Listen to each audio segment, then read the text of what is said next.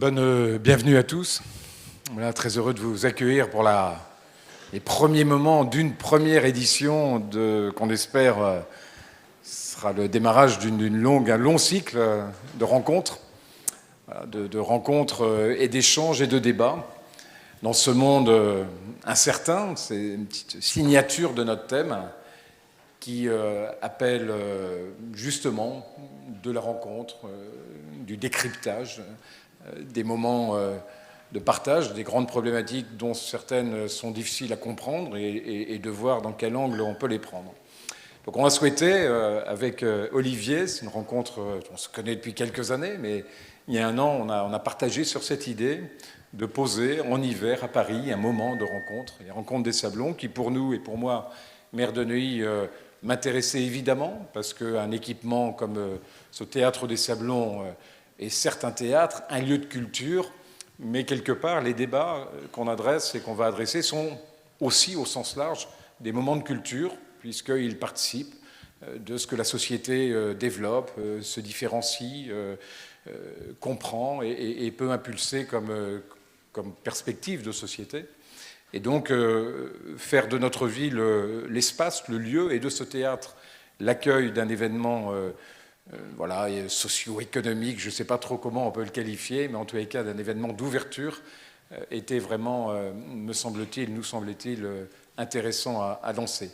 Ces rencontres promettent d'être riches grâce à, je laisserai Olivier en parler, aux think tanks qui se sont mobilisés autour de nous. C'était l'idée d'Olivier que cette rencontre gravite autour de toute cette matière à penser qui est prospère en France et qui souvent mérite d'être valorisée, davantage connue, et c'est aussi l'objectif de ces rencontres.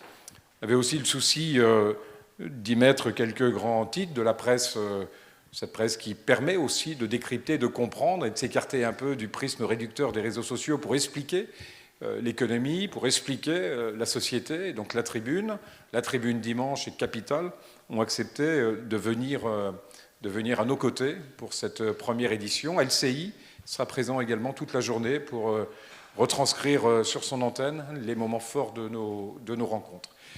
Et puis enfin, un foisonnement d'invités. Je ne sais pas si certains sont déjà là puisqu'ils vont intervenir dans quelques minutes. D'autres vont jalonner. 3 grands invités également qui seront face au think tank. François Bayrou en tant que haut-commissaire au plan en fin de matinée. Jean-Dominique Sénard, président du groupe Renault, sur des problématiques industrielles. Muriel Pénicaud demain, ancienne ministre du Travail, sur des problématiques liées à son domaine de connaissances. Donc 3 grands moments où ils seront non pas uniquement face à des journalistes, mais face à ceux qui produisent, qui s'interrogent, que sont les think tanks, qui sont vraiment une des armatures de notre initiative. Voilà, en tous les cas, bienvenue et très heureux de vous accueillir à Neuilly. Merci.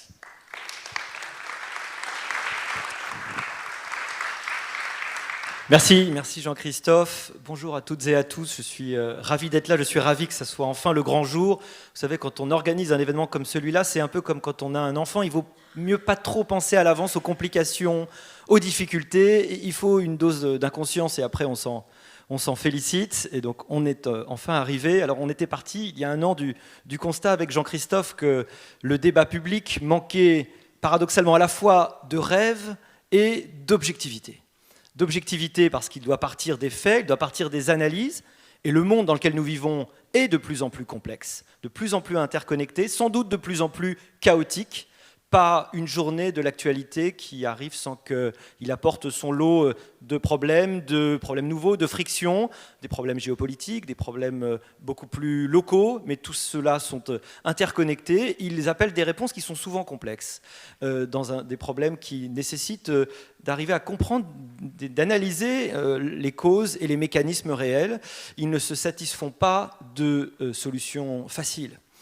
L'autre constat, c'est que de plus en plus, malheureusement, les gens ne débattent pas vraiment, ils opposent des idées et des opinions opposées sans arriver à trouver un terrain commun. Et je trouve que ce qui est très important dans le débat, c'est qu'on soit capable d'avoir des gens qui ne sont pas d'accord. Pas d'accord dans le respect, pas d'accord dans la rigueur, mais présentant de façon rigoureuse des visions du monde différentes.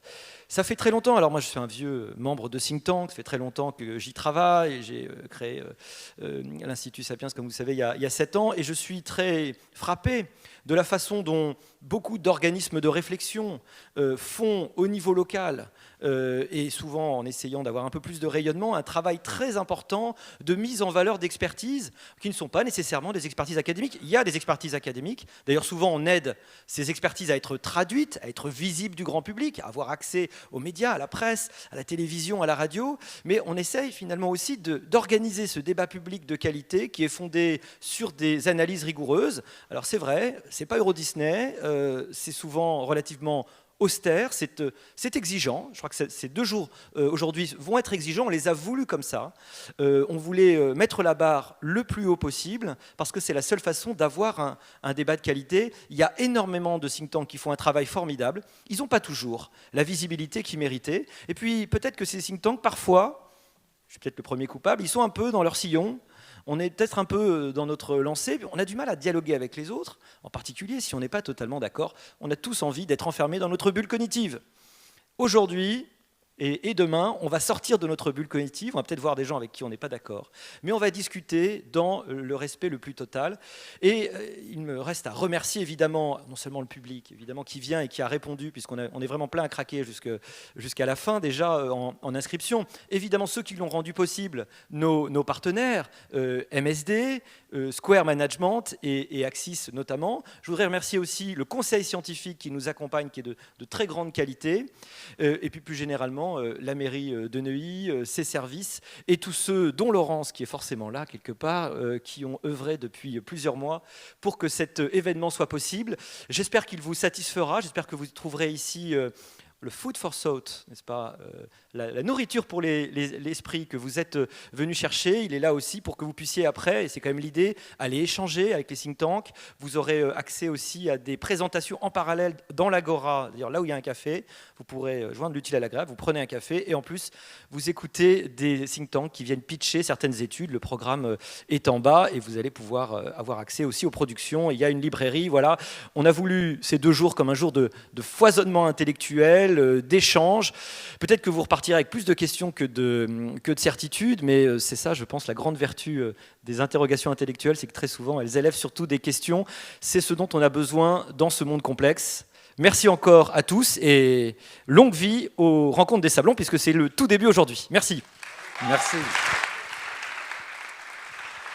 Et donc, voilà, c'est Gilles Trichard qui va être à la fois l'animateur, le maître des horloges de nos conversations. Et je remercie Square qui va venir éditorialiser un petit peu chaque débat, à qui vous passerez la parole dès le départ.